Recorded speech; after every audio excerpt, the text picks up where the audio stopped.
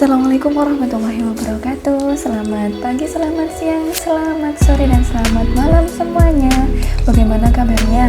Semoga semua dalam keadaan sehat walafiat ya.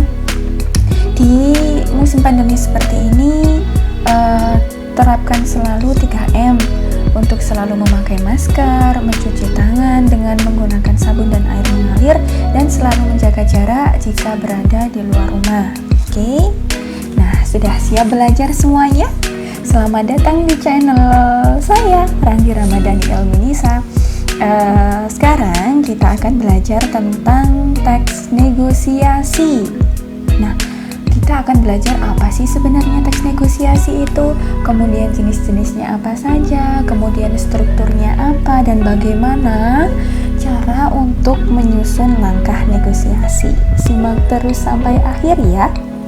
Silakan berdoa dulu, semoga ilmu yang kita pelajari hari ini bisa bermanfaat untuk di kemudian hari. Amin. Oke, baiklah. Yang pertama, kita masuk ke definisi atau pengertian dari teks negosiasi. Definisi dari teks negosiasi itu adalah teks yang dimana terdapat nego. Nego ini adalah kata kuncinya. Nego itu adalah tawar-menawar antara kedua belah pihak. Ada si A dan si B yang melakukan tawar-menawar, dan ini nanti akan menghasilkan suatu kesepakatan bersama.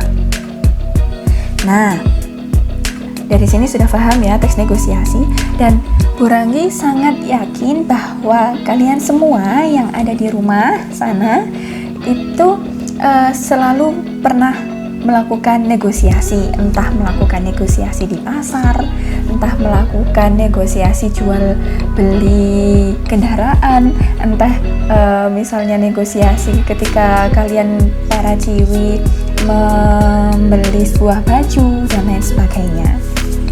Oke, kita masuk ke jenis-jenis negosiasi. Sebenarnya jenis-jenis negosiasi ini ada beberapa jenis.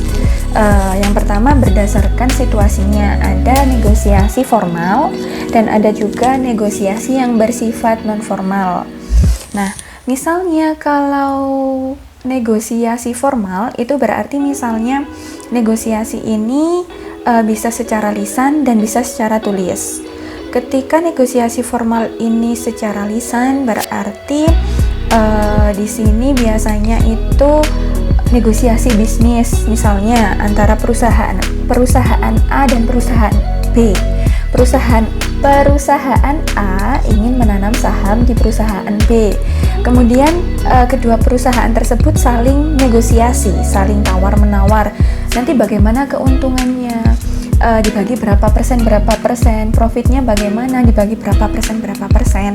Nah, itu mereka melakukan negosiasi di sana. Itu termasuk negosiasi formal. Nah, kalau dalam bentuk tulis, negosiasi ini bisa berupa misalnya kita mengajukan surat penawaran ke pihak-pihak tertentu tentang produk atau jasa yang kita tawarkan. Kemudian nanti si pihak yang satunya itu akan membalas surat penawaran kita. Yang selanjutnya ada negosiasi non formal. Negosiasi non formal ini banyak kita jumpai ya, apalagi kalau misalnya kita non formal. Kalau misalnya kita lagi negosiasi di pasar, itu selalu itu bersifat non formal. Atau misalnya kita bukan hanya di pasar, tetapi negosiasi di toko misalnya, atau di showroom misalnya, mau tukar tambah mobil. Nah, itu kan berarti ada negosiasi antara si pemilik showroomnya sama si konsumennya. Jadi seperti itu. Nah, yang biasanya kita jumpai itu kan adalah negosiasi jual beli. Nah, kalau negosiasi jual beli itu ada beberapa strukturnya yang berbeda dengan negosiasi bisnis. Misalnya, kalau negosiasi jual beli itu silakan disiapkan dulu ballpoint sama bukunya. Kalau misalnya negosiasi jual beli itu yang pertama strukturnya itu adalah orientasi. Orientasi itu yang seperti apa? Orientasi itu adalah bagian awal atau pembuka ketika akan melakukan negosiasi dan biasanya berisi tentang salam pembuka. Misalnya, selamat siang, selamat pagi, atau selamat sore, ada yang bisa kami bantu, misalnya seperti itu. Yang kedua, itu adalah permintaan.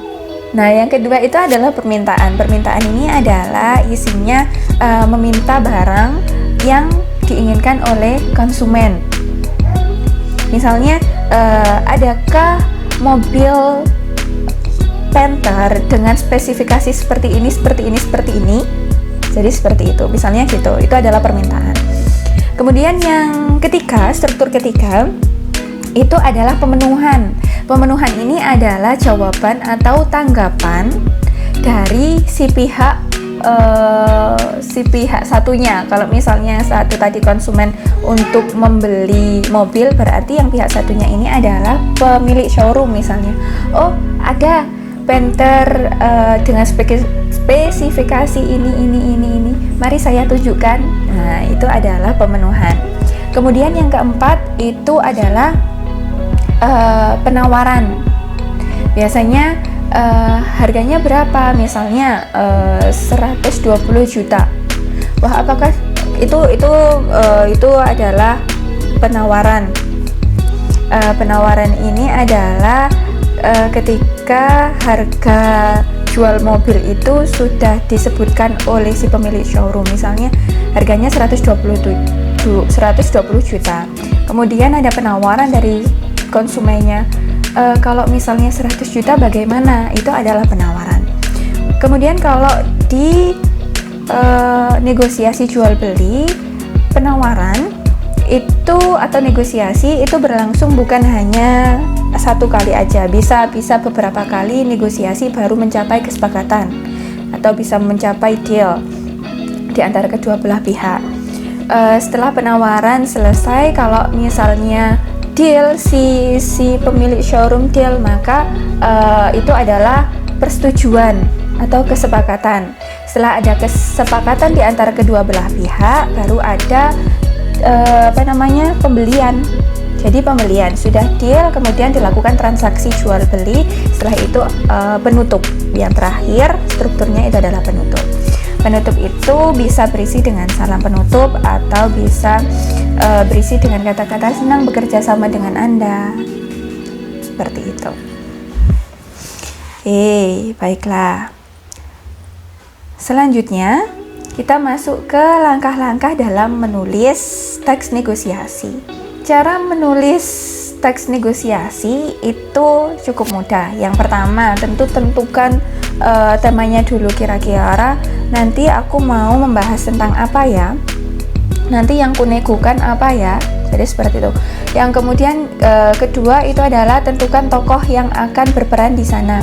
Misalnya yang tadi kurang dicontohkan itu adalah si pemilik showroom sama si konsumen. Si konsumen ini boleh si Joni, si Ani dan lain sebagainya, boleh, terserah. Kemudian yang ketiga itu silahkan rancang sesuai dengan strukturnya. Rancang dialog atau narasi, terserah kalian ingin mengungkapkan dengan cara apa, boleh narasi ataupun boleh dengan dialog. Kalau dengan dialog berarti silahkan sesuai dengan strukturnya, mulai dari orientasi sampai penutup itu seperti apa. Sudah selesai pembahasan kita kali ini, semoga bermanfaat. Jangan lupa subscribe channelnya Bu Randi, kemudian nyalakan notifikasinya supaya nanti kalian tidak ketinggalan informasi-informasi mata pelajaran bahasa Indonesia setelah ini. Oke, sampai jumpa. Wassalamualaikum warahmatullahi wabarakatuh.